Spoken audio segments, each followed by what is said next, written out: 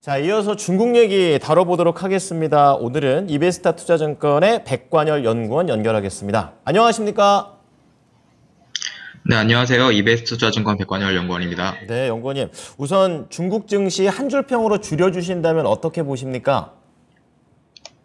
네, 대외 불확실성은 확대됐지만 증시의 하단은 견고하다라고 말씀드릴 수 있겠습니다. 네, 중국 관련된 내용들 경제 지표나 이런 거 봤을 때 약간 기대에 못 미치거나 살짝 걱정되는 부분들이 많았었는데 그런 내용에도 불구하고 또 약간 발상에 좀 역전이 되는 듯한 그런 내용이 좀 있습니다. 조금 더 자세하게 풀어주세요. 네, 지난주에 주요 실물 경기 지표들이 예상보다 낮게 집계되었고, 특히 청년 실업률 같은 경우에는 역대 최고치에 근접하면서 중국 경기 회복에 대한 의구심이 계속해서 부각이 되었는데요. 이러한 부진한 지표 속에서도 미국과 대만 간의 무역 협정과 G7 회의에서 중국에 대한 견제가 강화될 수 있을 것이라는 우려와 같은 이러한 지정학적 리스크까지 겹치면서 중국에 대한 투자 심리가 일부 위축되었습니다. 이에 따라서 위안화 환율은 달러당 7위안선을 재돌파하면서 약세를 보였지만 이처럼 불확실성이 확대되고 있음에도 불구하고 증시 하단은 나름대로 지지되고 있다라고 보고 있습니다.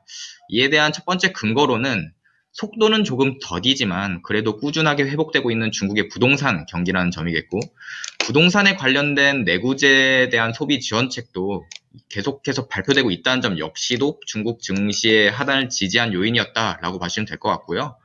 더불어서 정부가 위안화의 추가 약세를 방어하기 위해서 환율 개입을 시사한 점 역시도 증시엔 긍정적인 요인이었다라고 체크해 주시면 될 것 같습니다. 이러한 정부의 경기 방어 스탠스에 힘입어서 어제 5월 22일 기준 상하이와 선전 두 증시 모두 상승 마감했다라고 봐주시면 될 것 같습니다.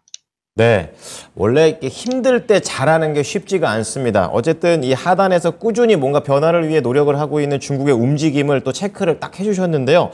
그렇다면 이제 한국이 주목해야 될 중국의 중요한 이슈들 어떤 게 있을까요?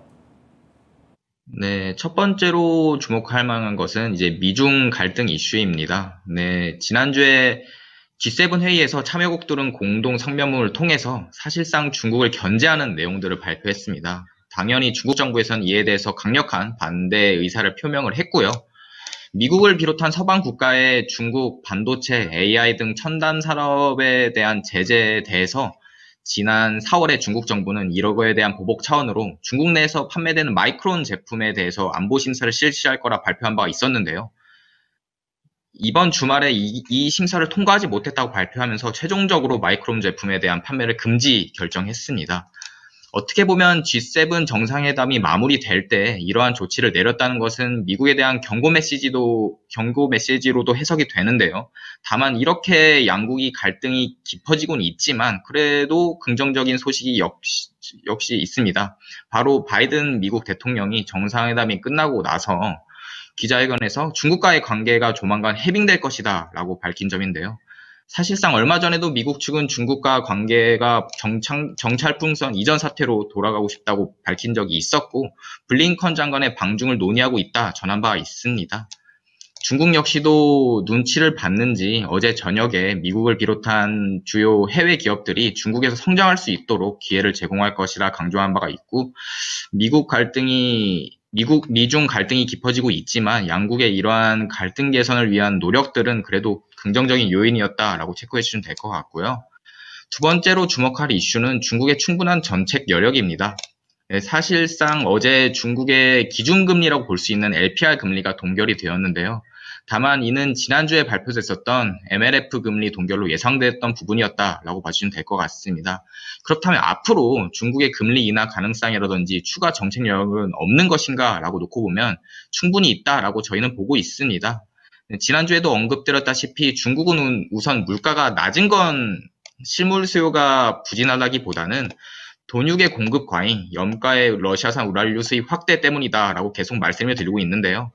오히려 에너지와 식품을 제외한 코어 CPI가 견조하다는 것을 보면은 중국의 수요가 부진하는 것이 아니라 나름대로 견조하다는 것을 의미하고 있고, 이처럼 안정적인 물가 덕분에 통화정책 여력은 높을 수밖에 없는 게 사실일 테고요. 또 여기서 주목할 점은 중앙은행인 인민은행에 있습니다. 최근에 발표된 인민은행의 통화정책 보고서에 보면요. 대수망관을 지향해야겠다라는 메시지가 삭제되었습니다. 이 대수망관이라는 것이 중국식 표현인데 이게 어떤 뜻이냐면 과도한 유동성을 지향한다는 뜻이거든요.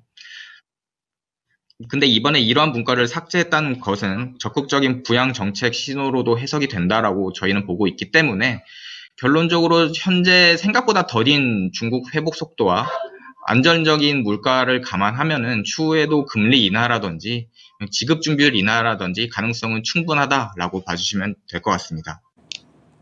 네. 자, 어느 정도 앞으로 개선될 수 있는 사항에 대해서 좀 말씀을 자세하게 해 주셨습니다. 자, 그럼 마지막으로 중국의 주요 경제 지표라든지 일정 어떤 것들을 좀 봐야 될까요? 네, 오는 27일에 4월 산업재 기업 이익 지표가 발표 예정됩니다. 네, 산업재 기업 이익 지표는 나름대로 중국 제조업 경기를 평가할 수 있는 참고 지표로 봐주시면 될 것 같고요. 2월에는 전년 동기 대비 마이너스 22.9, 3월에는 마이너스 21.4 10% 감소하는 등 부진한 흐름을 보였는데도 이번에는 부진한 흐름을 이어나갈지 아니면 의미 있는 반등이 나올지가 다음 주에 불확실성을 해소시켜줄 중요한 요인일 것이다라고 저희는 보고 있습니다. 네, 이상입니다. 네. 자, 중국에 대한 내용들 오늘도 잘 들었습니다. 감사합니다, 연구원님. 네, 감사합니다. 네. 자, 오늘 나우차이나는요, 이베스트 투자증권 백관열 연구원의 분석을 들어보셨습니다.